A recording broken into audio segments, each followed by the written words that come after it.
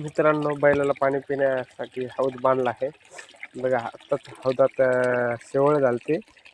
शेवळ झाल्यामुळे हौद धुतलाय. मित्रांनो बघा, पाणी चालू आहे कंटिन्यू.